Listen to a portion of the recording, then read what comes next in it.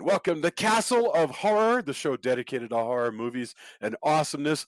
This week, we kick off a series of Abominable Snowman movies because it's winter, and we're going to discuss the 1957 film, The Abominable Snowman. This is episode 354. Bear in mind, if you haven't seen today's movie, we're going to be talking about it from the perspective of horror fans who have seen it. So warning, spoilers ahead. From Denver, Colorado, I'm your host, Jason Henderson, publisher at Castle Bridge Media. With me from Austin is Tony Salvaggio, lead singer and bassist of the band Deserts of Mars and lead guitarist of the band Rise from Fire. Say hello, Tony. Howdy. Howdy. Also in Austin, Mr. Drew Edwards is the writer-creator of the long-running underground comic Halloween Man, published by Comixology. He is a Best Writer Ringo nominee, Austin Chronicle Best of Austin Award winner, and a member of the PEN America Fellowship. Say hello, Drew. I got credentials, apparently. Credentials. I sound so scholarly when you read it out like that. I know. Yes, indeed. And finally, also in Denver, color commentary from Julia Guzman, who Guzman Immigration of Denver. Say hello. Happy New Year. The Abominable Snowman is also known as the Abominable Snowman of the Himalayas. This is a 1957 British fantasy horror film directed by Val Guest, written by Nigel Kneale, who we will know from the Quatermass films, based on Nigel Kneale's own BBC televised play, The Creature. So this is a remake of The Creature. It was produced by Hammer. The plot follows the exploits of British scientist John Rollason. Peter Cushing, looking quite dashing, joins an American expedition led by glory seeker Tom Friend, played by Forrest Tucker, to search the Himalayas for the legendary Yeti. We also have Maureen Connell, Richard Wattis, and Arnold Marle, and I'm trying to remember the name of the gentleman who plays the llama. Yeah, that's Arnold. That is Arnold Marle. That's Arnold Marle or Marle, and we saw him before in The Snake Woman. So this is, interesting enough, the second movie with Arnold Marle that we've done. It says Arnold Marle with an accent, but as llama, he's llama as Arnold Marle. So I'm not sure when he used the Marle and when he used Marle, but either one will work. Okay. I want to get opening thoughts, and so I had Drew begin, because Drew, I think that you were the one who recommended this film, but if it was Tony, then I hope you don't mind if I would throw it to Tony. But Drew, are you the one who brought us this movie? I did. I have wanted this then movie. Take it away, my friend. Yeah, I've wanted to do this movie for years, actually. This is one of my favorite Hammer movies, even though it is not what anybody would think of as a Hammer movie. It's in black and white. It's fairly slow paced. There's no heaving cleavage in sight. There's definitely no gore. So it's a pretty atypical Hammer movie, but it's a good movie to watch while it's cold and outside. It's very I don't think I would regret saying that I think this is the best, cryptozoological, horror film ever made. I know that's kind of a small list, but that's pretty a big saying. Yeah. This is the best Yeti movie, the best Bigfoot movie.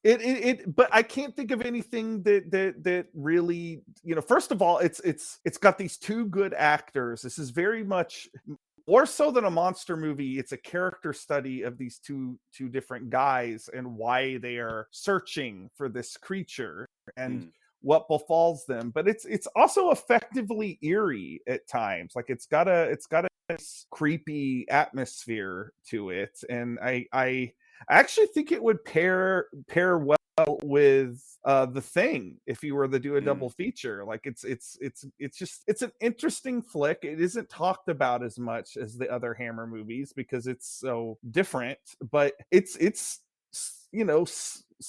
a slow burn, sort of cerebral, creepy movie that I find endlessly rewatchable. I watch it at least once. Ever since I was able to get hold of a copy. I used to have it on VHS, and then I when I lost the ability to watch VHS, I got it again on Blu-ray a couple years ago. And it's a movie I pop in to watch late at night. periodically, because I just think it's a good movie to watch while the sun is down and you're tucked under a blanket. The double feature that actually came out with was The Crawling Eye, which also starred Forrest Tucker. That's when they released it. And I have to say, I am hoping that in this series that we're going to do The Crawling Eye. I mean, I said the Abominable Snowman series, but I mean basically monsters in the Alps. Like if there's mountains and snow and beasties, and I think The Crawling Eye definitely will fit. So I want to do The Crawling Eye, which will mean that we're going to do multiple Forrest Tucker movies too. So and we'll watch the MST version, I'm sure. I think that's a fantastic idea. Although that's an early MST3K, so I have no idea. Yeah, the first, isn't it? The first one, I think. So they must have done it twice. There's no way that you can get the 1988 MST3K recording. That seems impossible. But anyway, and that early season on public access cable was they were still finding their legs. It was a series of transition years. Okay, excellent, Drew. Those were strong words, and I like them. All right, Julia. I mean, Peter Cushing in the Alps. I think the most important thing to say about this film is that Peter Cushing was hot. And that is my opening statement. No, I didn't realize that he was ever not old. And I was like, oh, he was actually quite a hottie when he was not old. But I really enjoyed it. I loved the scenery. I loved how they actually mixed. It wasn't the Alps; it's the French Pyrenees. They mixed the footage of the actual French Pyrenees with the set with the Bray Studios and what's the other studio called that we said that was filmed Pinewood. They filmed Pinewood, both at right. and Pinewood, yeah. And so I think they really did a nice job of kind of going back and forth, and it just looked really good. I like that they don't show you the Yeti right away or the Yetis until later on. I thought there was some neat stuff about it, and yeah, the acting is great. The performances are really interesting. So yeah, I enjoyed it. It wasn't it wasn't super deep or anything, but I did have a good time. Well, okay. Tony, what are your thoughts on The Abominable Snowman, 1957? I like it. Again, I'm with Drew that it's cool to watch a Hammer film that's not talked about as much. That's in black and white. It's a lot about kind of guys, especially from the West, ruining everything. Like there's an adventure mindset that happens where you want to. I've seen a few movies like this recently, actually, where you go, oh man, these guys, and his significant other is like, hey man, you shouldn't go on this Yeti expedition. And he goes, well, I have to because Yetis. Yeah, exactly. And he teams up with some worse people who, as soon as they come in the door to the monastery, are just like, hey, this is us, do the things we do. Yeah. But it turns into something. There's a decent amount of kind of mystery adventure. Yeah. And then once it really kicks off, it's really interesting. I started to recall one of the first Choose Your Own Adventure books is The Abominable Snowman. One of the first ones I read, and if you want, and I think it ties in. I'm sure there's no way the writers of that hadn't seen this because of how much it how the Yetis are portrayed and how their intelligence and they kind of have a mystical nature, or at least some kind of they have straight up psychic powers. They have psychic powers, right? Yeah, and how that is, and I think that's fascinating. Yeah, but it did remind me. Also, it reminded me of how much the early Choose Your Own Adventure books were just flat out frustrating when you made a choice. You're like, that seems right. Oh, look, that was totally wrong. Wait, what? Yeah, I eat these berries. Oh, those are poison. You should have known. Like, what? Or any number of things. But I started thinking a lot about that because I used to really dig those as a kid, and it was kind of neat to think about that story because that was one of the first ones also where the Yeti were kind of portrayed as hyper intelligent, knew more than their human counterparts, and you should kind of leave them alone because they're just kind of doing what they do. Yeah. And you're better off in general just not messing with them for a variety of reasons. But I thought it was really cool that it has once things kick off, it's pretty fascinating. I think they made a lot of smart decisions with when they show things and what they show and how everybody comes together. I think it was a really cool movie, and I do agree that a double feature with a thing would be pretty cool. I was thinking about what you said about that you have the significant other going, don't go out there, and it's like Rocky, and they say, hey Rock, if you fight anymore, you take one bad blow to the head and it'll kill you because of these veins and vessels doing this and that, and he's like, yeah, but I got to get out there and do that, you know. It's exactly that. Apparently Peter Cushing has had a serious accident, so his likelihood of survival is severely compromised if he goes climbing again. But no, there's one last Yeti hunt, man. But that theme of men sacrificing themselves because they want to bring back scientific knowledge or whatever the hell it is, he's not the only one, because there's also in this crew the other guy who spotted a Yeti a year and a half ago and has now begged his way onto this expedition. He's paid his way onto this expedition because he also has to prove something. And not only that, but he goes, yeah, I'm not really cut out for this, but with enough money, I can buy my way onto one of these. Doesn't that concern you? Aren't you worried that you may not survive? Yeah, but Yetis. It reminds me of Martin Short in the SNL sketch about the synchronized swimmers, where he's like, there's still a year and a half to the Olympics, and that's good because I'm not a very strong swimmer. Right. Exactly. Well, and I mean, you don't even need Yetis to, like, if you look at these guys who go up on Everest, and it's like they have money and more money than brains, and so then it's like, okay, I guess we're gonna die because. Well, the crazy thing is, a lot of them have a lot of brains, and yet they're doing that. I mean, when you're talking about a goal that 1 in 10 people who attempts it dies, right? You got some real hubris, for want of a better word, to think that that's what you want to do with your money. I admit that I read a bunch of adventure books. I consume a lot of media, and there's all these things like, hey, if you're trapped in an avalanche, do this. And I realize, like, I'm looking at this and I go, it hit me. I don't ever have to be near an avalanche. Right. Like, I seriously, there's so many choices. That's such a great sentence. Like, yes, there are things that could happen where that would happen, but in general, in my day-to-day life, I feel like I need to remember that quote. At no point would I ever have to worry about whether or not, like, if you spit and your spit goes up or down, right, and that's which way you should dig. I never, ever, ever, barring a series of terrible things, I assume, ever have to worry about that. Like, I can make a choice to never have to heed that advice, or if you're in this snowstorm, this happens. There was a Julie and I were in the car yesterday, and there was a guy, on the radio, so a park ranger who was advising people hiking in the backcountry. He said, so it's very pretty, but you need to be aware of your surroundings in case there's an avalanche. And we looked at one another like, well, I don't hear in that statement anything about, like, what does one do? And, like, what just be careful. It's like, okay. Don't go? Is that what you're saying? Like, don't go. See, that's what I realized. Like, I'm looking at, like, because I've heard all of this stuff, and you read about it, and there's all these survival manuals and everything like that. Yeah. And it's kind of, in many ways, it's the kind of thing where, like, if you're in space, and this happens, think about this. And I go, well, when am I gonna be in space? I'm glad that we recognize I don't have to that. follow that.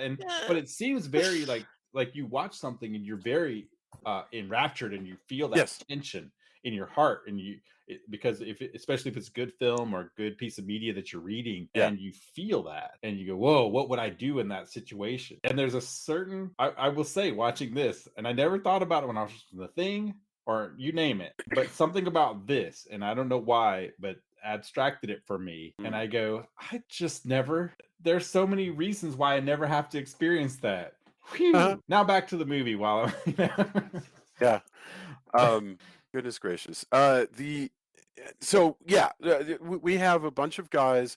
We have let's get started. We've got an expedition in the Himalayas that that is led by American Forrest Tucker, and we come to find out that he is, he's out for sort of fame and fortune, in a sort of a P.T. Barnum kind of fashion, but he has some very humanistic reasons for wanting to do that. He really does talk almost starry-eyed about advancements being made in science and so forth. And Drew, I wondered if that was something that, because I know you love the 50s, and I wondered if that's what drew you to this, is the intellectualism of Peter Cushing, the sort of Oxford scientist, and Forrest Tucker, who really seems to have walked in from a John Wayne movie. And if that's one of the things that you respond to. That's definitely a part of the sort of character interplay of the sort of, again, cerebral British scientist versus Forrest Tucker. He's almost playing he seems so much like Lon Chaney, it's crazy to me. Oh well, I was gonna say he's playing the God, I'm blanking on the character's name. The character from King Kong.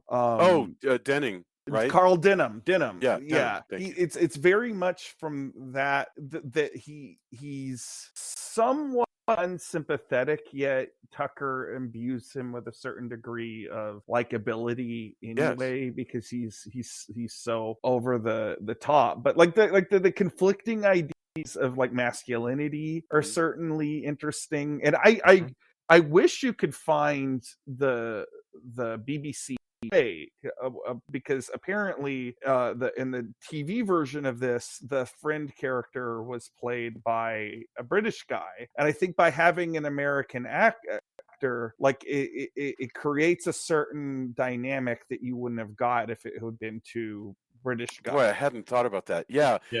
So when put on TV, and you're right, the character's name is Friend. He is an American named Friend. The ironically named Friend.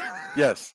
It was called The Creature. Yeah, the show was called The Creature, and so by casting a big American guy in this role, you kind of have the sort of the cerebral Cushing being all about knowledge and presumably about ecology in a sense, and Forrest Tucker being the sort of imperialist.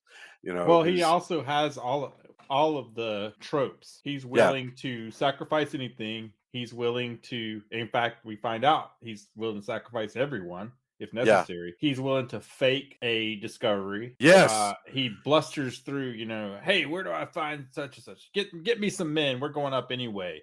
What's there to eat? All of this. Yeah. He signifies the unruly, by hook or by crook, American stereotype. Isn't that interesting that it wasn't originally written as an American? I mean, it feels like it becomes something that makes a statement by making it an American. Well, I also think it points out something interesting about the movie is that this movie is so wrapped up in exotic kind of tropes. Like you have actors in yellow face. You have these ornate, fetishization of Asian culture in the way the sets are presented. Mm-hmm. And yet, at the same time, it completely judges characters for trampling on this culture. Like even the English character, there's the one character that's the botanist, and the movie, he keeps complaining about the tea in the Himalayas, whereas the Peter Cushing character enjoys the tea. He keeps complaining about the tea. And the movie, you can reading in between the it does feel like the movie is judging the other scientist for something as simple as that. And then right. You have the American part comes in, and it's really, judgmental of them. And I find like the contrast of a movie that was obviously like it's well intended. It's well intended, and it's saying, hey, don't trample on foreign cultures. Yet it's kind of guilty of the same thing that it's totally pointing out. Well, sure. And that's fascinating to me. It's just an artifact of its time period. Well, yeah, I mean, the way that it's so funny because this is a whole conversation that has changed year to year in the years that I've been watching movies. And it's still going on. Like I said to Jason, at one point he goes, he was talking, what's the character the llama. At one point he goes, the llama is kind of like the ancient one in Marvel, and I said, in that it is played by a white person Right. with an Asian character. Well, Yes. the accent, I don't know what that accent is. I mean, I think it's interesting. It's kind of what Drew's talking about, though, is it is hard because on the one hand, you have all these people who should have been cast perhaps differently. He's just speaking English with a German accent. Right. This guy but is yeah, just it's weird. German. It's weird that there's a German accent, llama. Right. But the way that the characters are portrayed, Yeah.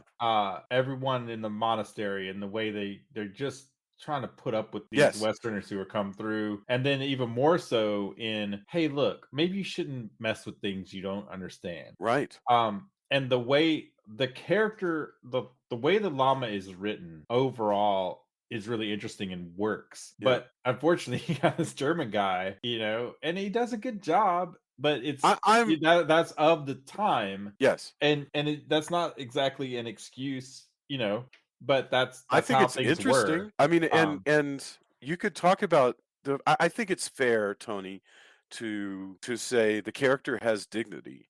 The character is presented as a foreigner. That for whatever reason they chose to, therefore they cast a German actor. Yeah, with a weird accent. Weird accents choice. Being interchangeable for this audience, I suppose. But the effect is that this character has dignity and more wisdom than anybody else. And the movie isn't. And he's given this advice and he's telling people, and the way he's dealing with it and you get the impression like, yeah, here's somebody else coming through. If you would just listen to us, and give us the respect that we deserve, then you wouldn't have maybe the problems that you have. Yeah. And even though, Cushing's character is sort of listening, he still fails because his overall goal is to find this thing. Yeah. And they're basically telling him, like, you're causing your own problems here. If you would just, here's what's going on. And even more so with, they've got this guide and no, come on, guide, you got to tell us, there's the whole way that they approach that is a very, come on, we have a goal. Whereas everybody else around them is saying, this is really dangerous. We don't really recommend this, but you're going to do whatever you're going to do. So, there you go. Well, the unfortunate of it is that if Cushing's character did listen to the llama, he would have no journey. Like he has to go and have this experience so we can, this is a good example of one of the reasons why we watch movies. Yes, most likely we're going to go climb a mountain or go in search of a Yeti or anything like that. But like this character can be our proxy. He can go on this journey and he can learn something. And we can experience that through him. And there's a lesson to be learned here. And and even though it's maybe one that other movies also get, which is respect other cultures, respect the natural world. Like it's to see it presented through this way is this like character study is it's time well spent. And again, it's one of the reasons why I watch movies. Well, I think it's saying that's you're right. Like we need this to happen in the adventure. I'm talking in the context of how you would approach it and where that tension lies. That's more what I'm getting at. By no means am I saying like, oh, in a perfect world there's no movie. Right? No. I was thinking the same thing though that you were getting at, Tony, which is in a sense, and Drew actually made it make more sense because that's sort of what the movie's about. But I was thinking about the fact that the llama knows what the llama knows. And so he says, hey, I have wisdom for you. Listen to me. If they took the wisdom, of course, there'd be no movie. But that's in the world of the movie. Peter Cushing can only learn the wisdom of the llama by actually first learning every possible alternative. I mean, he literally has to test everything.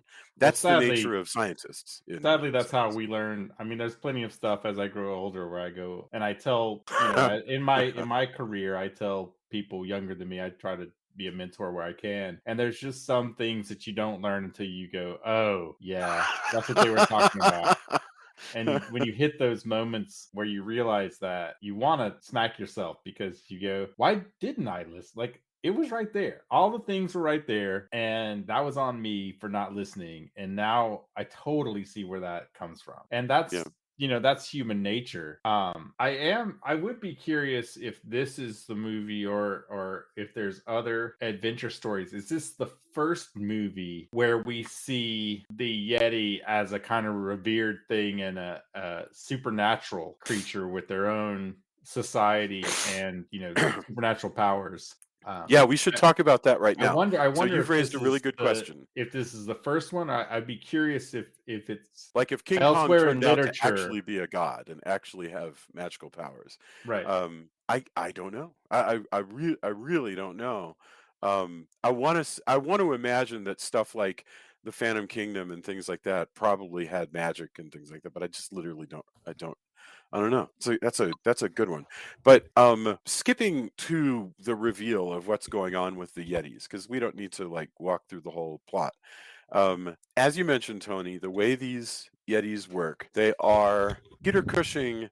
Julia, what you said it best. Peter Cushing realizes that it's not just that they are a missing link. There's something beyond that.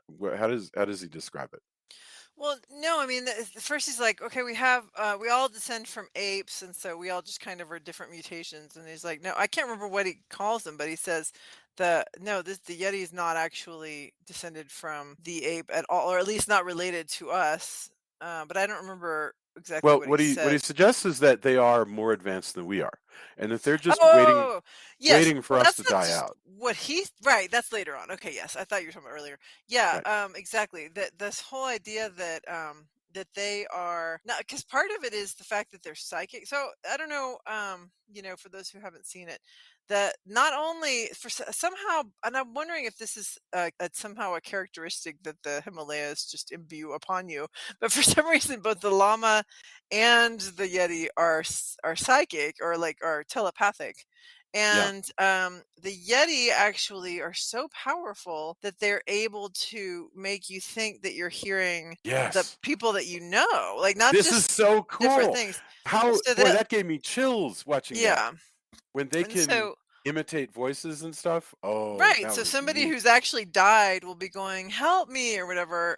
It's kind of like the creature in Shang-Chi. But anyway, and so this whole idea that they are trying to avoid, like, they're not trying to kill anybody, they're trying to avoid getting killed by just shooing the people, like, just go away. And so this idea that they're going to outlast us just by kind of keeping out of our way and trying to get us to leave them alone. And so he finally does at the end. He's like, oh, there was no Yeti. So he actually does just go along with it. Nope, there's nothing. Yeah.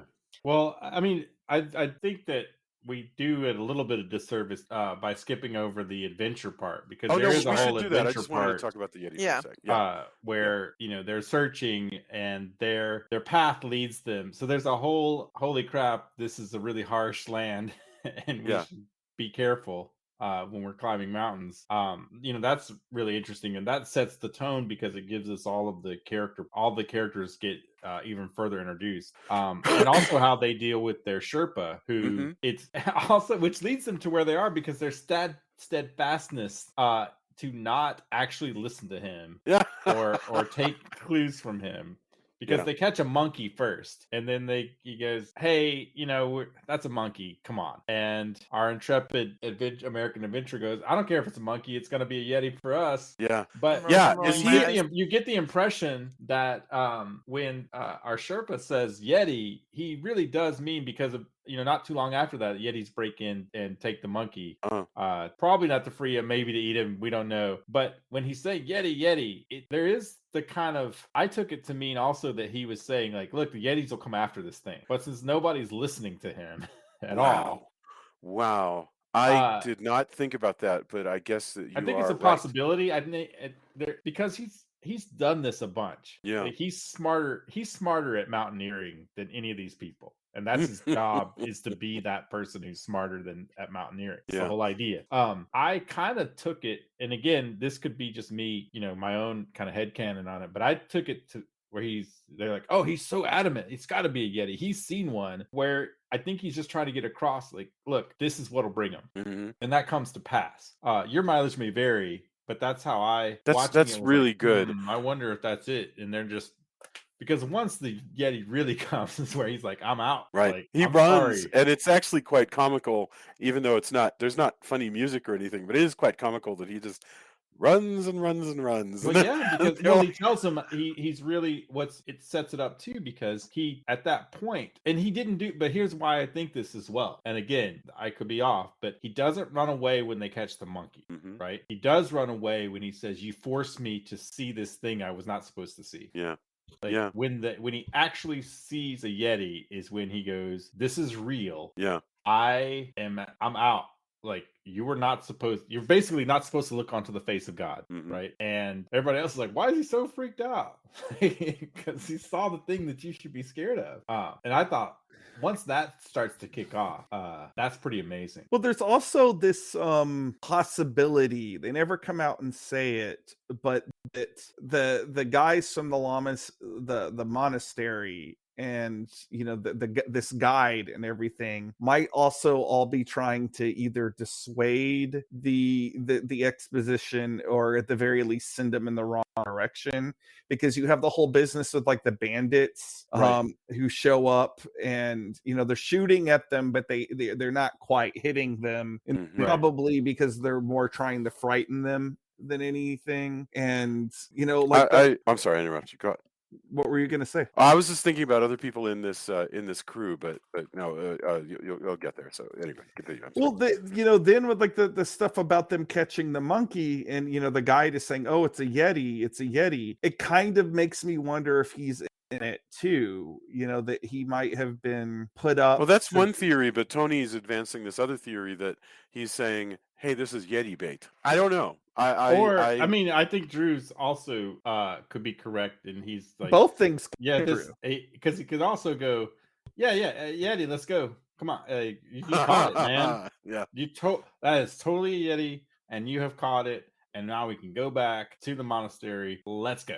As heroes, As soon as day breaks, that is absolutely Yeti. Yes, I'm so excited by your great find, and you totally agree with me. Let's go. And as soon as day breaks, we're out of here. Thanks. You caught yourself a Yeti. You are the best Westerners ever. Way to go.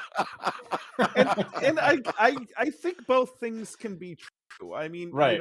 When he, the thing that Tony was just referencing, where he's saying, I should not have seen the true Yeti, and he takes off down the mountain, like that 100%. I love it's a bit. You're right. You're not wrong that it looks a bit strange, Jason. But like, I do love that for all these monster movies that we watch, seldomly does anybody react with the, I'm out. Yeah. Well, also they say, well, he's well equipped. Like, we don't want to see him leave because he's our way further in or up. Right, he's their Sherpa. And in theory, they need that guy. Yes. But everybody agrees, that guy's he's gonna be back to safety in no time. Like, if any of us knew how to get down from this mountain in the dark, watching that guy fade into the distance is terrifying. And also, he's fine. Yeah. Nobody is worried in the slightest that he is ill-equipped for that journey back down. And as is often the case with these kinds of scenes, I kept thinking about the stunt guy who's climbing down that super steep mountain. Just like, oh, absolutely. Dude, that's scary. Well, I want to take a moment to say, unlike any of the stage, look, I love classic Hammer. Love it. And you even get a shot of some of the Bray courtyard that's going to be reused and all the other, Hammer films filmed at Bray. And the impression I get is that a lot of the stage stuff of climbing around the mountains is Pinewood. A lot of the courtyard, so-called, is Bray. But there's all of this location shooting that is unbelievable. I mean, it looks so. I mean, obviously it's location; it's real mountains. I mean, so much like the kind of thing that Hammer would never ever do again for the rest of their of their horror movie making. And it's I mean, there's some beautiful locations. There's location stuff like that in Seven Golden Vampires. Yeah, that's true. That's true. So Yeah, it takes complete with nearly 20 monastery years. at the Yeah. beginning. Yeah. I mean, not as high up and filmed completely differently, but we got a monastery sort That's of true. thing at the beginning. Yeah. You're right. And they'd go outside, they'd race the stagecoaches up and down the road, in various, but this is gorgeous. I mean, it's so beautiful, and it's so, well coordinated how they've got all this distance filming of the expedition walking in the snow. Oh, and they've got this other neat thing that you only read about in books like Into Thin Air and stuff, is that occasionally, at least once, they point and there's a whole other expedition happening like over there, like on another mountain, headed in another direction on another adventure. That's the kind of thing that and they get weather reports directed about at their the expedition. Yeah. And I don't know if this is still being done, but I love the concept of you people are going to do this anyway, so here's us telling you what's going to happen. Yeah, you should leave The now. I know you're not going to. Radio report is, hey, you're up there and there's a snowstorm coming. I don't know if you can get this, but I hear we're going to try to tell you what's best, because I mean, that stuff just makes it makes my heart palpitate. I love that sort of gee whiz adventure garbage. I mean, it's I love that stuff. Well, the just day in day out of the radio announcer going, everybody going up the mountain. Here's try not to die, everybody. Yeah. He's holding in, hey idiots, but there's a snowstorm coming. This is probably the last time you're going to hear a radio report. But here we go, because we want to try to keep you safe, because you're doing this anyway. Well, I like that the psychic Yetis are able to. They've thought about this. They're going, oh, those radio reports they get? What if I cast a fake radio report to their brain that says, leave now? Right. Like, did you hear that? Hear what? The radio's all smashed up. It's like, what? Yeah, no flies on Peter Cushing either, because he's like, oh, damn it. They're psychic. Yeah. Once he realizes, he's just, oh, no. By the way, there's a really great stoner rock band called Telekinetic Yeti. Oh, really? Cool. I wonder if those guys have seen this, but I can't imagine that's not. funny. But yeah, really good band, Telekinetic Yeti. Yeah, I mean, they have Jedi powers basically, because they can make things move. They can put ideas in your head. They can make you hear things. It's pretty. It's a very novel take, because like most versions of this creature in pop culture, it's basically the Wampa from Star Wars. Whereas this, you get this idea that they talk about evolution. You start to get this sense that these Yetis are actually more evolved than us. And in fact, there is the a thought that's kicked around a few times in the movie that maybe they're just waiting up in the Himalayas until humanity dies off, and they'll the new rulers of the world. And it's a mind-boggling thought that you could be so old and think of time in such a glacial way that the lifetime of man could be meaningless. It could be just a thing to endure, and yeah. If I'm not mistaken, I could be mixing two of these together, but I want to say that the Abominable Snowman Choose Your Own Adventure book, they lived in the Hollow Earth. Really? That's cool. The pathway through the Himalayas led to a cave, which then in turn led to the Hollow Earth. And I could be wrong, and there may be a couple of Hollow Earth ones, but there was all kind of like groovy Fortean stuff in those, because I remember the Easter Island sculptures were computers. I mean, there was just all kinds of like bonkers. I mean, I loved stuff like that when I was a kid. Anything where you were like, do you know that Stonehenge is actually a bunch of computer? The very idea, I love any of that. One of the endings I remember, and the reason I think it's this one, is you go to a mountain in the Hollow Earth and like jump or get too high, and basically the black hole that's the sun of the Hollow Earth basically pulls you into it, because gravity still pulls towards the center of the Earth. So you basically climb too high and go, oh no. And I remember being a real stupid choice, but I want to say, but they definitely touched on when you meet the Yeti, they have a society that's far more advanced, even though it looks more simplistic or maybe perhaps more primitive. But they do have all these powers, and that blew my mind. I wish I had seen this movie around that same time too, to go, whoa, this is where it's at. Yeah. I wanted to mention about the group. So we talked about Arnold Marle as the llama. But in the expedition, so among the British, you've got this guy named Richard Wattis, who plays Peter Fox, or as Helen calls him, Foxy.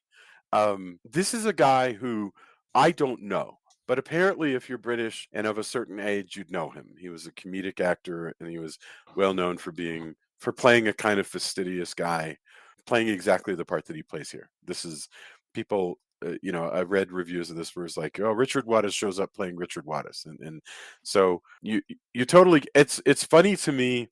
He's spending all this time making tea for Mrs. Rollason. There is zero sexual chemistry between these two, but they're quite close. They seem to be decent friends. Robert Brown plays the American adventurer Shelley, who is the helper of Forrest Tucker. Robert Brown, I did not recognize at first because he's doing a crazy American accent that is all over the place. That's just nutso. It never sounds the same way twice. It always sounds weird. It's wonderful. I love it. He would be at peace in a Abbott and Costello movie. Yes. He's so great. His accent makes no sense at all. None. But anyway, Robert Brown played M in James Bond for half the Roger Moore era, and he was also in The Living Daylights as M. So you've got James Bond royalty in here. But yeah, he's neat. Is he the one, Drew, remind me, or Tony, remind me, is Shelley the one who he's built the trap, and Forrest Tucker says, here, take a rifle, but be sure not to shoot the Yeti. It's just if you need it for survival. But he's actually given him a rifle that is full of blanks, so that all right, and that's how we lose poor Shelley. Well, he has a heart attack because he's so terrified because Forrest Tucker is such a shit. I know. What a bastard of a person. I know. Forrest Tucker's like, well, I knew he wouldn't be able to hold out, so I couldn't afford him shooting the Yeti. Yeah. This Yeti's important. And holy shit. Yeah. Because that means he also is pretty sure the net's gonna fail. I was shocked the net failed. I mean, they made a big deal out of how it was tungsten steel and it was gonna be fine. And well, he had his bets on it, and what a can't have him shoot the Yeti. go in the Yeti cave. What a bastard sandwich that guy is, and face it in bastard sauce that he's willing to do that to someone. It's a common character in movies like this, that one of these characters is fundamentally, in the end, not really trustworthy, and even if he has moments of nobility, the morality of film says that guy's going to die. I was thinking about the Flesh Eaters. There's a scientist character kind of like this. There's a lot of characters like that. That he's not going to make it after he screws Shelley around that way. That he's not going to pull through. Well, he has that exchange earlier about how he wants to bring back something real because he has this thing in his history where he paraded some basically some mentally disabled kids around and claimed that they were kids that were raised by wolves. And so he's got this backstory where he was being exploitive, yet at the same time he feels this time I'm gonna bring something back. This is my big break. Yeah. And I question if this wasn't Forrest Tucker. Like, I would love to see the other actor who played this part, because Forrest Tucker just skirts that line of being likable enough to where when he's saying these things, if you look at them objectively, it's still very self-serving, but it affords him, Tucker plays it in such a way that it affords him like a degree of sympathy. Mm-hmm. Whereas, like, I wonder if another actor would have been able to pull that off? Well, that's a really, really good question. Yeah. Because if he's likable enough, you can kind of go along with almost anything that he has to say. Just like John in Jurassic Park, right? I mean, it's very much the same kind of character. This guy's a damn fool. I mean, he really does think, as soon as we get these dinosaurs taken care of and kind of get the lights back on, we're still going to open. It's going to be fine. It's. You know what's fascinating is, now that I think about it, and I thought about it a little bit while I was watching it, but how you have moments and how it's filmed and how they put this together. And trust me, it goes back to this acting that we're talking about. There's a part where the Yeti invades and it's reaching into the tent. We have an adventurer who's met a bear trap that doesn't rip your flesh, basically just clamps that they've created. They have him, he's hurt. They need to get him back down eventually, but right now he's convalescing. The Yeti reaches its hand in and starts messing with the rifles, and how different that you have that exact same scene in an Abbott and Costello movie. Right? Yes. And it becomes this comedic, like, did you see the Yeti? And it could be almost the same scene, but the way, since we're in a Hammer horror, it becomes more the way it's cut. You're right, because you can imagine Costello puffing out his cheeks and trying to say, Abbott. that kind of thing. But because we've seen this scene of, I've seen this paw kind of pawing around. Yes. And do people believe me? Yeah. And that's the power of film, right? The fact it's not a horror comedy, and the way that it's all approached, even though we've basically seen that scene in a comedy like that. Yeah. That was something I picked up on and was kind of fascinated by. The tone, the context, the score, and everything, with just slight tweaks, you could turn this into that other movie. If this movie's in the public domain, you could actually go full airplane with it and just make the movie and turn the lines into jokes. Yes. Wow. Or you could just change the score at that point, like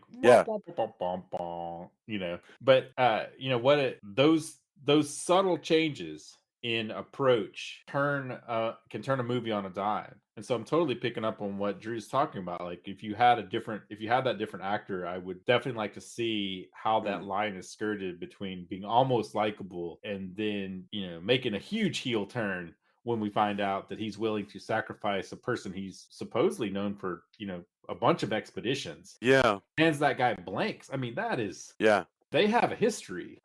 There's a lot of back and forth. It's possible that he doesn't really believe that the creature is going to get through the net. I don't know.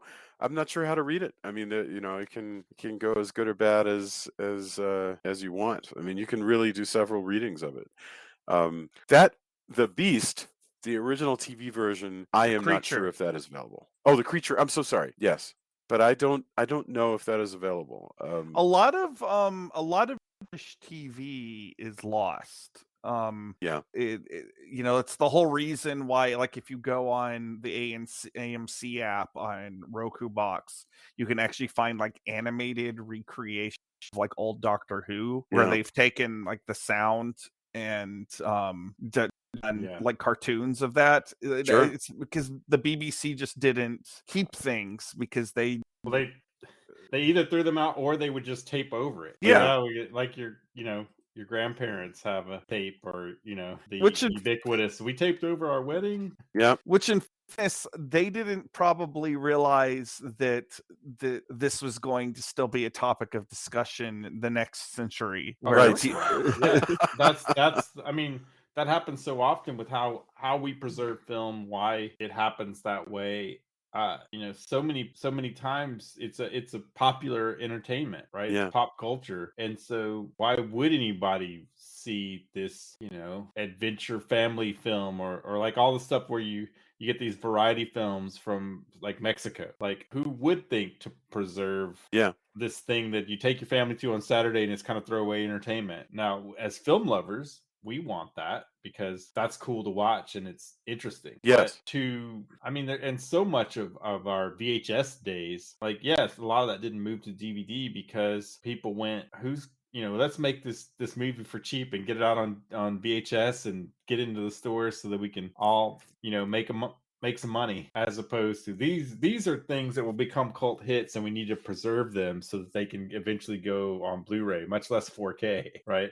Well, I'm lucky. I'm glad. I feel like we're lucky that we got to see that other one. The snake woman that we watched, and Sure. the reason is because that feels like something that has just barely survived.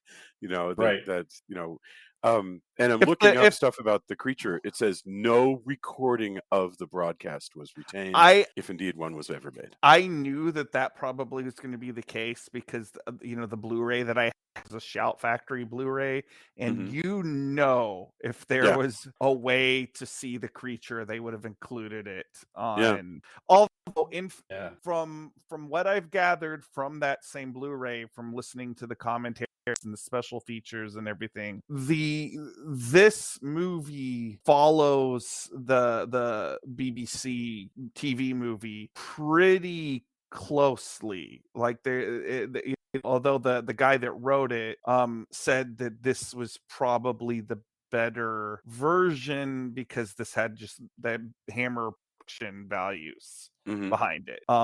So like I wish I could see the alternate performances, mostly for the Tucker character. I would love to see how the other actor is, but at least we have this version to enjoy. That's true. Don't you often wish, by the way, in remakes that, like, it always shocks me, like, if you're going to go ahead and remake, The Bad Seed or something, why bother writing a new script? Like, what exactly is preventing you from just using the old script? That always amazes me. Like, why bother, I mean, there's some movies where you think you can bring something. I mean, if that was the case, we wouldn't have The Thing. True. But true. Boy, I'm defying or basically example. Any of the Hammer versions of stuff that was already done by Universal. Right. Yeah. But there is also some times where you go, I know you wanted to tell. I can tell you just kind of wanted to tell your story, but retain the IP title, essentially, the IP. Like you've decided to make this your story, and you're going to bank on the people coming in because of the IP. And that is really hit or miss. I've seen interesting things that have done that and cool. And I've seen others where it's like, I kind of wish you just made your movie that you wanted to make, because there's not really much of the original in this at all. Yeah. And who am I to say how to be a storyteller? Right? Like we all try to do our own thing. And God, you and I have talked about some remake comics we want to do and stuff like that. And hey, but what if this was this way? So I can't say, like, this isn't a judgment call of whether or not this should have happened. But as a person who enjoys film, sometimes I see things and go, yeah, that wasn't for me because I kind of really wanted something close to the original, and you decided to make it this other thing. One thing I've found is that I actually don't ever object to reboots and remakes. And the reason why is because if it's good, you brought up The Thing. If it's good, it becomes a classic. If it's bad, you'd be shocked how people forget. I mean, do they just plumb forget that there was a remake of something like also, 10 years ago? Very few times is there a point where the original just goes away. Right. Although there are a few, like when I have to say 70s rollerball, when I say rollerball. Yeah. Like, I don't like that I have to, like, make that. No, I'm talking about the original, please. Right. But right. I don't know. Like, if people enjoyed that other one, cool in the gang, right? Right. Like, whatever. If that's your jam, awesome. A bunch of people got paid to make that, as long as nobody was hurting anybody when they were making that, Yeah. Great. But, it is.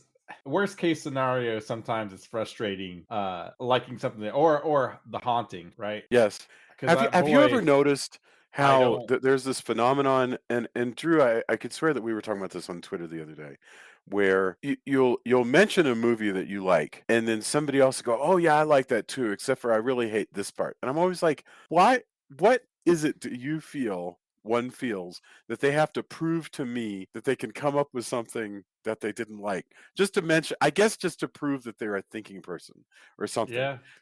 I'm fine with not knowing any of that. Like, and in fact, I see tons of stuff where people go, I like this movie, and I go, oh, I don't like this other thing. And I just scroll because I think there's a place for that. Obviously, we do that sometimes on the show. True. We have to point out the things that don't work. I guess that's true. Yeah. Right. You know, I don't really want somebody to be a killjoy, which is what I think you're talking about, Jason, where like if I were to go on Twitter tomorrow and go, gosh, I just love, I don't know, Smart. I love Get Smart. I think it's like the best show of its type. You know, I don't know. I'm going on like a love Get Smart, and somebody were to just go, yeah, but don't you just hate such and such about it? That is what I don't like. Uncalled for kill. Like if it comes up in like a organic way that you're being critical of an aspect of something, that's just one thing. I guess that's what I'm. For me, random on the other hand, yes. For me, the irritating thing is when that's all they do. Like every time they come on, it's always to criticize something. It's always to naysay. It's always to give you the whatever. It's like if you're just coming on, like if I come on to your guys' post and I'm like, you know, oh, I love that. Oh, that's great. Oh, congratulations. And then once in a while I go, yeah, not a fan. I mean, that's who cares, you know, but if that's like all you ever do is come on and say that, then just why are you here? Well, okay, so today, a guy got, you know, not to make everything about Ghostbusters, but a guy on the Joe Bob Briggs Facebook group went on, like, he went on a rant about how mad he was that he was scrolling through the find a movie to watch, and the I guess it was TBS or something.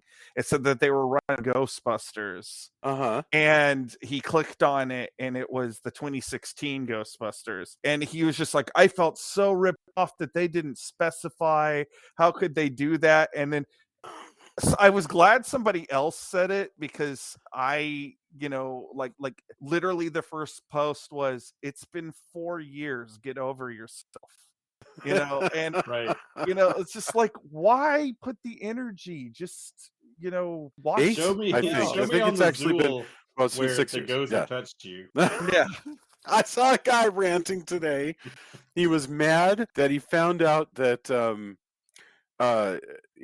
Elvira, Cassandra Peterson, said, yeah, well, I came out as having a long-term gay relationship, and so all these old heterosexual men are now all mad. And this one guy was mad. He was actually posting about this. He was like, her whole thing was being a flirt with men and you know, drawing attention to herself, and you know, it's just. So he was holding out hope that he could hook up. I guess he really had a chance, I'm sure. This is.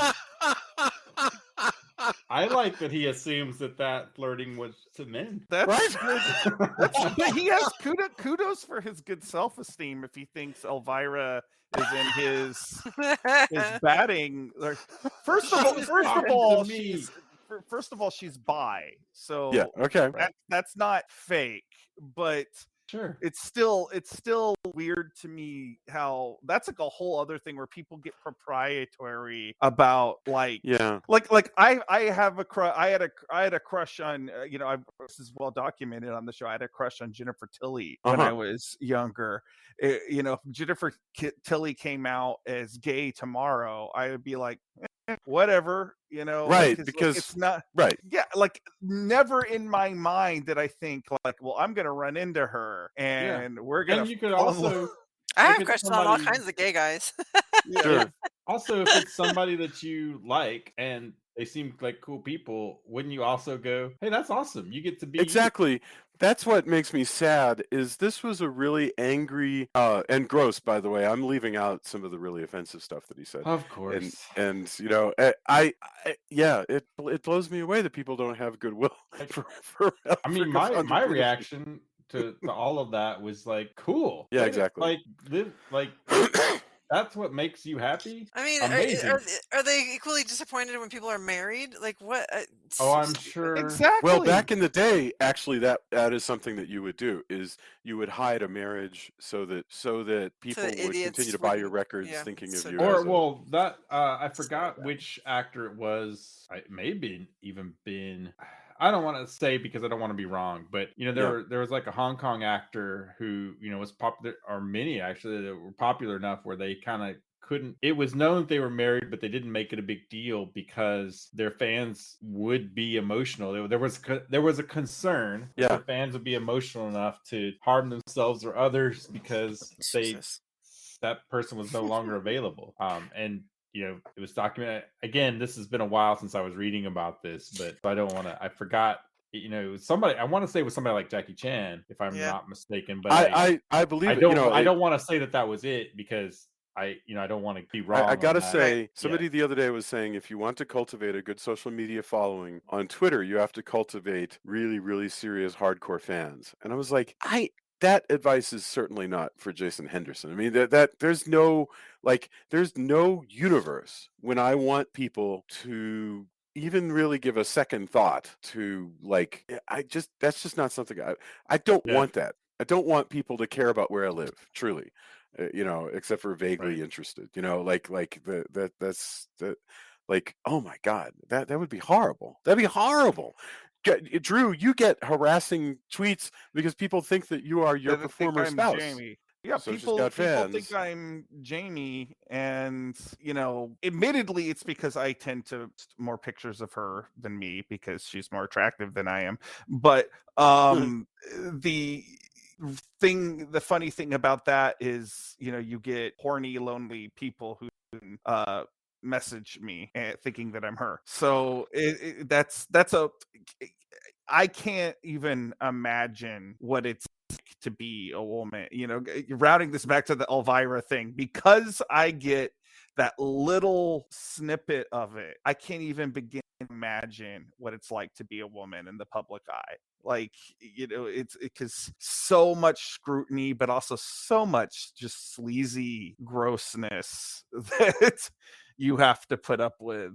And I think men are most of the time only aware of about half of it. Oh, it's that. But I although I do kind of want to pull it back to the Yeti. Yeah, we were talking about Yetis. We were far afield. So we should talk about the end, and then I want to get people's final thoughts, because we definitely should be steering it around. But yes, in the end, so Forrest Tucker is, we know that he has to die because morally in the script he has to die, and he's caught in an avalanche. But I have to say that Peter Cushing's just threadbare survival, managing to get himself back down to camp, is frightening and scary and very memorable. Well, also, I find it fascinating that he gets visited by the Yeti as he's, when he's stuck there. And again, kudos to the filmmakers for leaving an air of mystery, as well as playing to not having to have, not doing super close-ups. They're in shadow, and also kind of not revealing everything about them, because as he gets back down, as he's discovered by the party who decides they need to go get him, including his significant other and his friend, they find him, they bring him back. I found it also fascinating that they leave also a little bit of mystery in that, is it a nudge wink to the llama? There's totally no Yeti. You and I both know that that's not true, but I'm going to tell you this. Brilliant. Love it. Or is it that they've influenced him to forget these things? No. And it could be a combo. That is not. I don't think so at all. I think that he is laying down the law and saying, the word is my word is the law, and the law is that there is no Yeti. I hope you're satisfied with that. And Peter Cushing is like, down with that. Yeah, yes. That's how I heard it too. That is really great there too, because it's basically, it's done really well, where they basically kind of look at each other. It's abstracted from that, but the idea is they both go, no Yetis, right? Nope, no Yetis. It's just like the general in Plan 9 when the guy goes, why, sir, all we did here was a training exercise, and we were shooting at some clouds. It's exactly the same gag. Yeah. I can't believe I just quoted Ed Wood, but there we are. I mean, why not? That's good stuff. Hammer apparently wanted them to show more of the monster, particularly the Yeti corpse that they have at the one point. But I think, you know, what we see of the face, because like Cushing has the line earlier where he says like, oh, you know, on the face and especially the eyes, there was this wisdom about it. And later we only really see like the eyes of the Yeti. And I just think that's a perfect storytelling setup there. You know, you have the line of dialogue, then you have, you know, the part of the face that he actually calls out, which I just think is perfect. And I love monsters. Like I think it's perfectly fine to go whole on the hog and show, you know, a monster full on. And obviously Hammer did that a lot in other kinds of movies. But I think for this movie, this was 100% the way to go. Like, I'm with you. That's kind of what I mean. I think given the budget and the atmosphere of the movie, these were the correct choices to make for this movie. I didn't feel like I missed anything either. You know, by not seeing the creature, clearly, I didn't feel like there was any piece of the movie I didn't get. You know, I just wasn't. It's a complete film. It doesn't feel like you're missing something to me. But and Julia, I feel like you mentioned that when we were watching it. You were like, you know, I didn't need to see it. Agreed. I think it also adds to the take what you will memory part of what they see and what they know and what they remember, and that air of mystery. I think all of that ties in really well. I think it's just smart decisions. And some of it was probably just a budgetary decision. But I think that's also one of those things that you can really do a lot, make a lot of interesting choices. And, you know, some people do it better than others. But sometimes those constraints make you more... You have to bob and weave a little bit more. And I think that adds to be the smarter suspense. about it. Like the idea that you'd see the first time you'd see the monster, it's dead. No, that's not very scary or suspenseful. So I kind of like the idea that, you know, the dead one we don't see, and they're horrified. And they're like, oh my gosh, and you know, the poor Sherpa guy was like freaking out. I like that because it just makes you like, what are they seeing? What's going? You know, like I just can't wait to find out what it is. And then, like you said, when you finally see it, it's just you just see glimpses of it, and it really truly does have a face unlike any creature that we've seen before. So I could see, I mean, obviously I didn't find it like super horrifying, but I could see why if you came across it in the wild, you would. Absolutely. Well, also they sow the seeds totally off camera, totally leaving it to the viewer. When they talk about, hey, it wasn't quite beast. It had this kind of facial features. They describe it in a way that allows you to kind of, when you finally see one in shadow, and it allows you to imprint whatever you thought was that, which is a fantastic choice.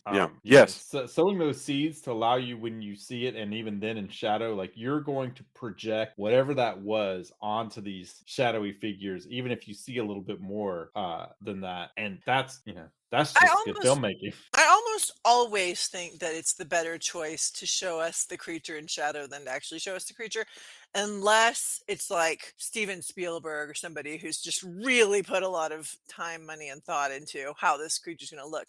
But, you know, when it's just like, well, we didn't have a lot of money, so here's the rubber suit that we stuck this guy in, I'm always like, why? We didn't need to see it. We could have just seen it. It instantly makes it a different kind of movie. Exactly. Or it's something that you have to apologize for. Or you'll, for the rest of your life, every time you mention it, somebody's going to come on your Twitter feed and go, yeah, but the creature really left something to be desired. And I'm like, oh my God. Totally. Oh boy. Wow. Okay. So, I want to find out what else Arnold Marle was in, because I would like to see everything that he's in, because he doesn't seem like a Tibetan Lama, but he surely seems otherworldly. That's for sure. He's a neat actor. Okay. I could picture. I would just to see. I've been watching a lot of serials just off and on when I can't sleep. Really? And he would. Yeah, there's a bunch on Amazon. And he would make a great serial villain. Yeah, he would. Yeah, he would. Yeah. Well, I mean, like we were talking. I was talking about Phantom. A weird headdress and I said Phantom Kingdom. I meant Phantom Empire. I'm so sorry. The one, you know, which is a long serial where Gene Autry fights the Undersea Kingdom. I love all of that stuff. I mean, I guess I originally saw those on like Matinee at the Bijou. Yes, Matinee at the Bijou. Yes, holy mackerel! Thank you for mentioning that. That's just PBS and being old. Some people will go yes, and other people go, "What are you talking about, old person?" Yeah. Well, and that's not just old person. That's old person who's into older things. Who loves? I mean, as who we've loves discussed, older you watched things better television. Because I was young too. I was like in first grade when I was watching Matinee at the Bijou, but also watching PBS. It's also the same Saturdays where Matinee at the Bijou in the day, and then Doctor Who at night. Tom Baker era Doctor Who. Matinee at the Bijou was like 3 hours long or whatever it was. And they would play. It was a whole Saturday matinee. So they would it was as if you went to the movies on a Saturday in the like newsreel, the 40s or 50s. There was trailers. There was a short. There was. I think it was either a short or a serial. Sometimes maybe both, and then a feature. You know, and so great. Yeah. I mean, I was young enough to where sometimes the feature was a boring. At the time, to me, boring drama, but I would now go back and watch that gladly. But also, I wish that they would just play. Most of that was in black and white, which I remember. I guess this is just what you don't have a choice. You have 3 channels, and one of those is PBS. Yeah. So my exposure to black and white movies and thinking, some things are in black and white, but I guess what, for us, to be honest. This is at a time when sometimes you went to somebody's house and they had a black and white TV, and sometimes you went to their house and they had a color TV. That's true. Like that at the late 70s. So early it looks 80s. like on YouTube they have people who have reconstructed episodes of Matinee at the Bijou. In other words, like they get the different parts and just create a new experience. But apparently nobody just bootleg recorded Matinee at the Bijou onto a tape, which is too bad. But anyway, let's get our final thoughts and then endorsements. And I just can't wait to hear what people are going to endorse. But so Drew, I know that we went far afield and we discussed everything besides the Abominable Snowman, but we also discussed the Abominable Snowman. What are your final thoughts on this movie and the experience of coming back, I suppose, if you like? It's good to be back.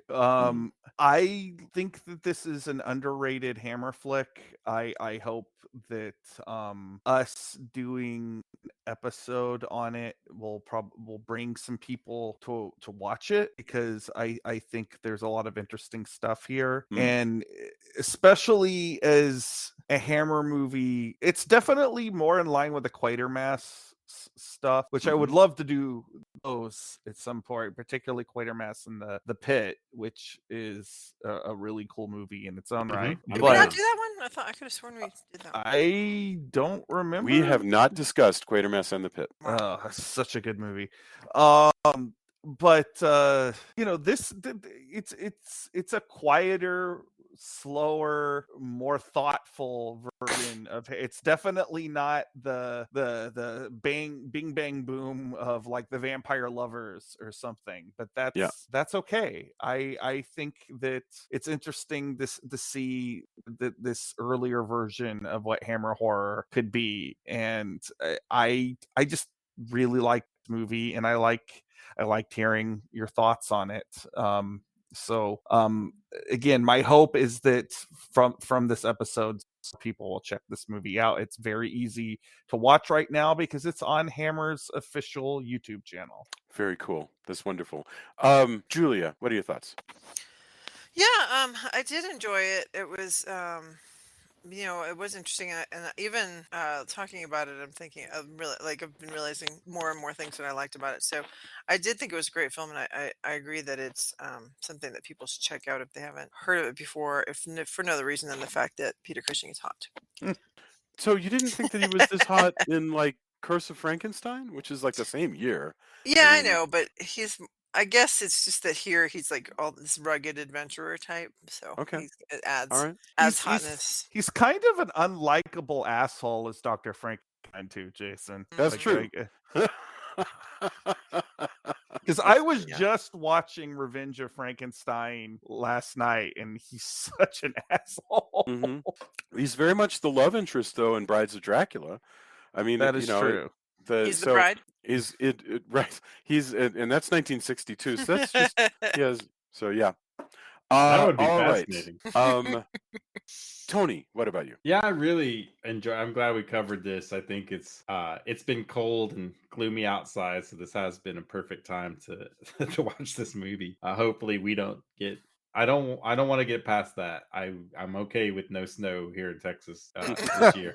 I think we're all okay with that. I think this is as much snow adventure as I want this year, so I'm fine with that.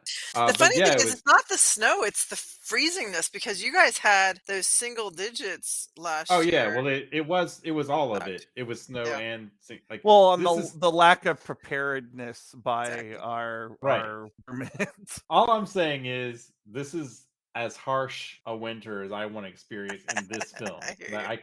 I'm okay with this being the harshest ever. These we go forward with the Abominable Snowman Himalaya kind of theme. I'm okay with the film version being as harsh as it gets. That's cool. But it was cool to see another horror Hammer film that I hadn't seen before. That's always great. Pardon me, there's some great performances to be had. Fascinating stuff. There's an adventure film here. There's a horror film.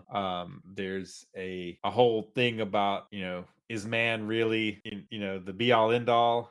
Isn't there something greater than us? All of these things, all these themes are really pretty great. I really enjoyed it. I'm glad this was one of the ones that we saw. I'm glad this is a good comeback movie as well. So excellent. This is really, really cool.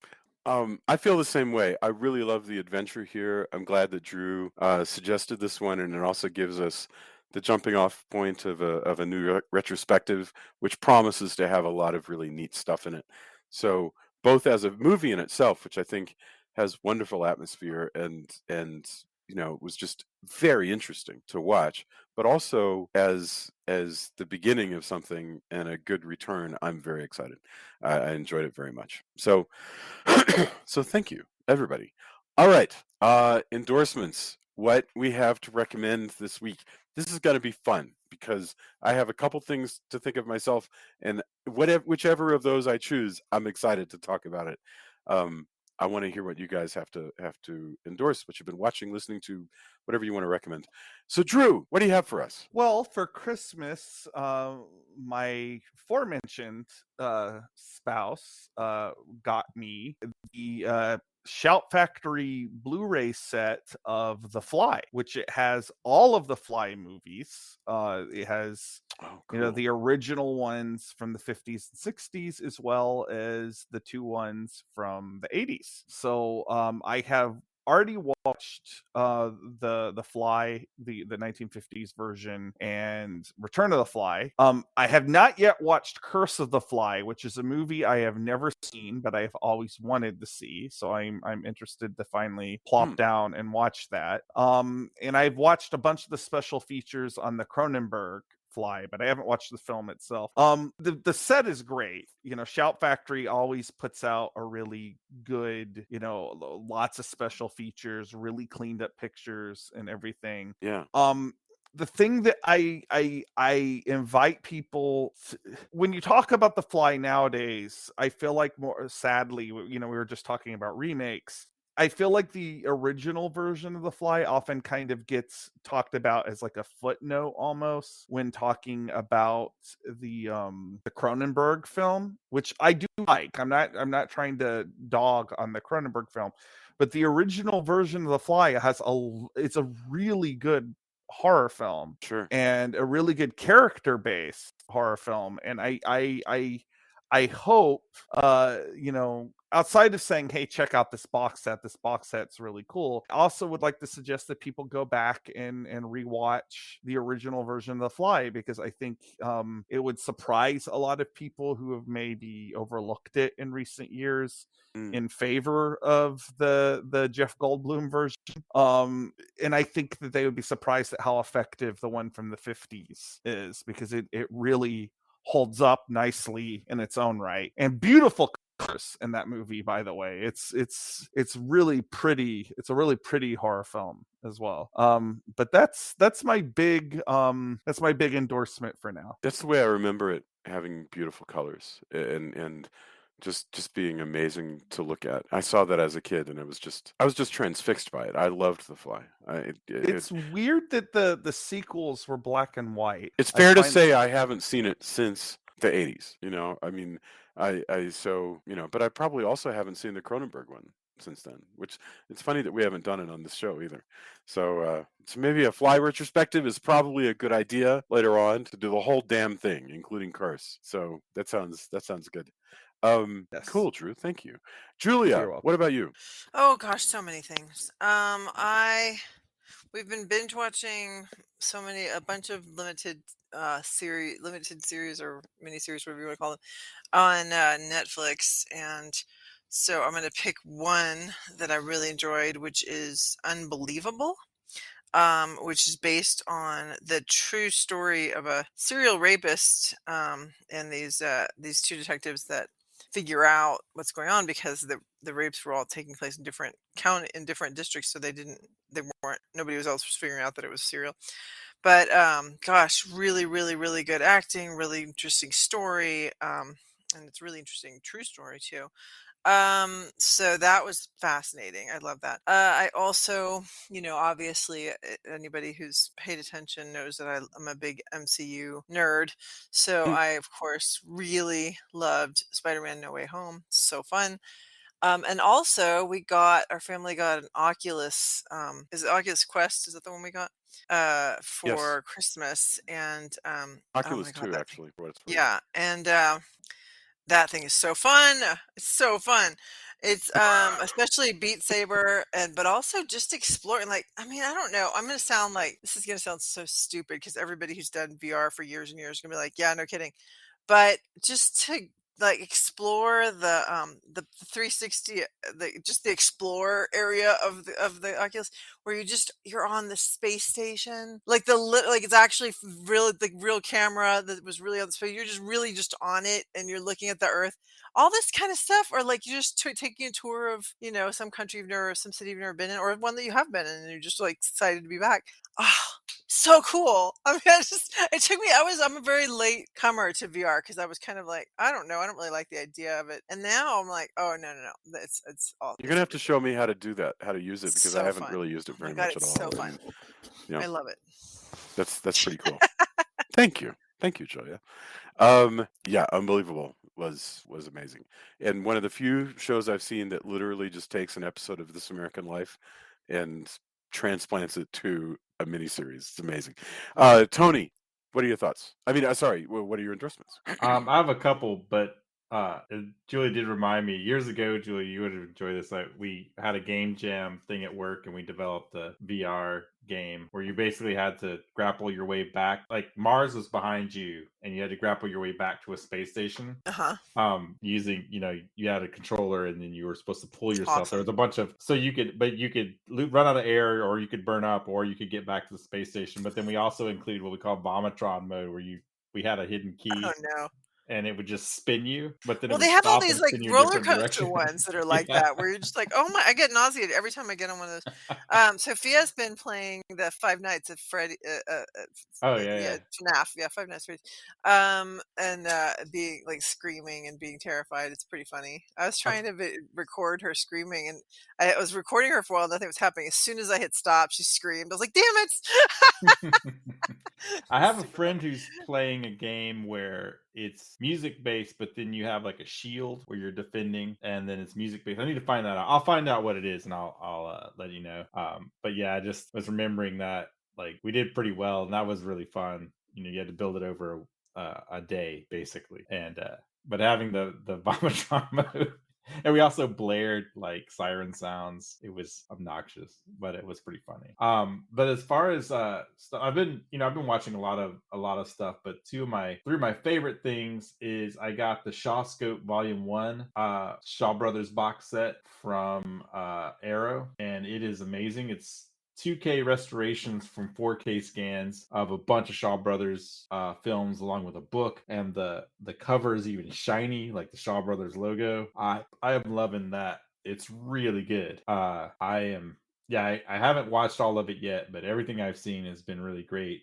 tons of extra features. The other one that I really like is the Severn box set, All Haunts Be Ours, a compendium of folk horror, which is just chock full of amazing 19 movies, along with our friend Kayla's Woodlands Dark and Days Bewitched documentary, which, by the way, is on Shudder now. So if you haven't watched it, it's 3 hours. It doesn't feel like 3 hours. And if you're a horror fan, especially if you like folk horror, it makes you want to just keep a notepad and go, oh, gotta see that, gotta see this, gotta see this, gotta see this. But with this box set, you can see a chunk of those movies in just a really nice presentation, really nice booklet. I got it like a day or so ago.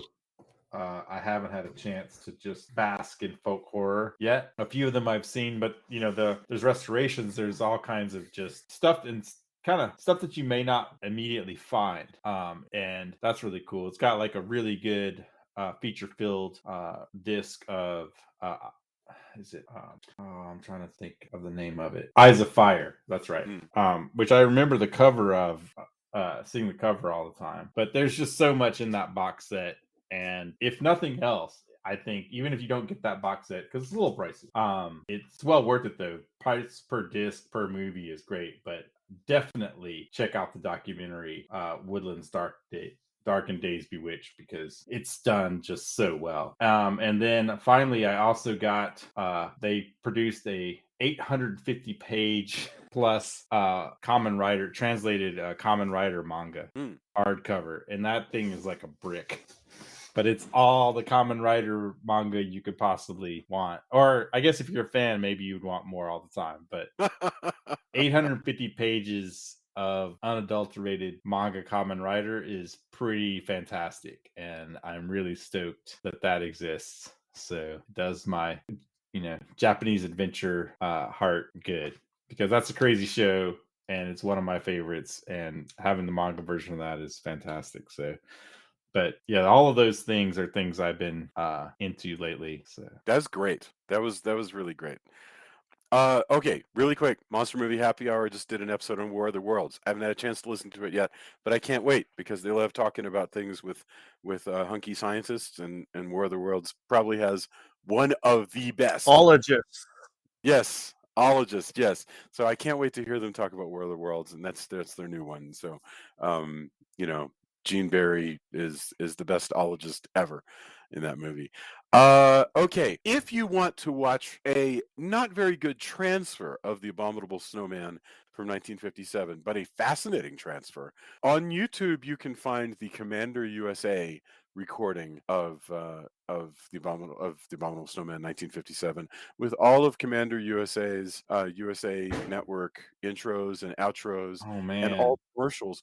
All the commercials, whether it is for sculptured nails or Monster Squad had just come out, so it's advertised like nearly every commercial break, and you've got to see this honestly.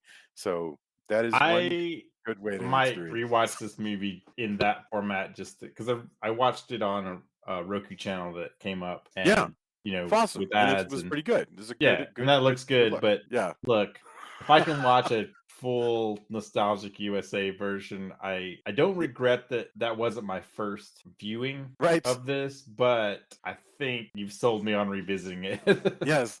Yeah. Oh my goodness. I mean, I love the fact that somebody out there had some tapes and recorded Commander USA, a lot of them, and has just posted them on YouTube, and somehow, by the grace of God, has not been copyrighted out. I mean, like somehow it's so cool to just go back and watch these things with these commercial breaks and the terrible, terrible sketches that Commander USA was doing. So yeah, sometime I'll have to regale you of my stories of why I like that era of USA Network. There was a right place, right time whole thing, and I'll tell you about it offline sometimes because that sounds wonderful. It was that sounds really, really fantastic. Actually, at that time, I was also watching a lot of what was he called? He was called the Phantom of the Opry, which was the Nashville network. Same thing, except for that they also played a lot of like old public domain movies and whatever they could get for cheap. And it was a good time to be a kid watching TV. And apparently doing nothing else with my life. Okay, I have discovered something really cool on YouTube that if you're into interesting failures, this is a cool series on YouTube called 13 Week Theater that they are very well researched essays, usually running 10 to 20 minutes in length about a different short-lived television experiment every week. Everything from the New Monkeys to the Brady's, which was a weekly nighttime soap opera featuring the characters from the Brady Bunch in the 1990s, to Out of the Blue, which was a short-lived sitcom about an angel that I thought maybe I had fever dreamed, but no, existed just very briefly. And there's an essay on it. I don't know how this guy gets his information, but it is amazing. 13 Week Theater. I totally recommend that. So that's and for Drew, I have discovered, Drew, a movie called Transylvania Twist that I have not watched yet, but I saw the trailer. It does not look very funny, but it looks like a fascinating attempt to be funny. And it features Robert Vaughn as a vampire called something like Count Orlok. And it's like, if you saw Transylvania 65000, it seems to be yet another Transylvania 65000. I actually have seen this movie, and it is very much what you are saying. Right. Plus I think I have too, actually. Yeah, a lot of Roger Corman's footage in that too. Yeah. So I think that's something that I'm going to play while I'm getting work done this week. Is Transylvania Twist, just to get caught up. I discovered it because I was trying to work out. But between a friend of mine and I, we were trying to work out what theater we had gone to see a movie called Night Game, which I'm really into. And he thought that we had gone to the Irving Mall, and I thought that we had gone to the West End Theater in Dallas, and instead of the Irving Mall in nearby Irving. And the answer, after a lot of like searching of newspaper microfiche, was Irving. We went to see it at the Irving Mall in something like October 6th in 1989, and Transylvania That's in this Twist. Universe, but in the The parallel magic universe, word where you come from. Microfiche. Microfiche. I love microfiche. Jason, when you watch it, you can answer the question, whatever happened to my Transylvania Twist.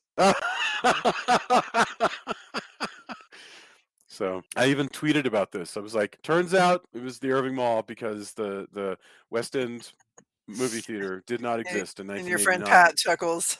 Haha, right. Well, what's weird about that is I have a clear memory of going to the West End Theater to see that movie, which is a fake memory. It's just not real. It's just plumb not real. Isn't that amazing? That should set all of us back. So, all right, I know that we've gone far afield, but it's really delightful to spend time with you guys.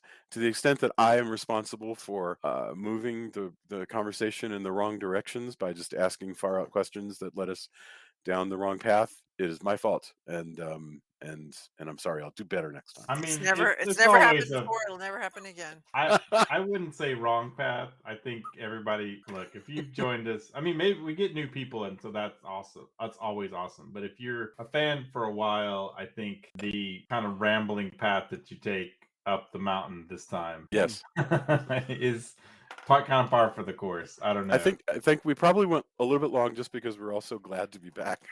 Yeah, I think so. So I'm looking forward to coming back. We're going to do The Crawling Eye. I'm hoping that we do Snow Beast with Bo Svensson, because I just really liked Bo Svensson, and surely there are other things that we could do. So this is going to be good. I challenge you to come up with the absolute worst Abominable Snowman movie you can come up with, and then if it's still doable, maybe we should do it. If it's really truly execrable and we shouldn't do it, then maybe we still ought to do it. But we'll have that conversation. All right, thanks everybody. Have a fantastic evening. Great talking to you. Bye. Yeah. Good to talk to you.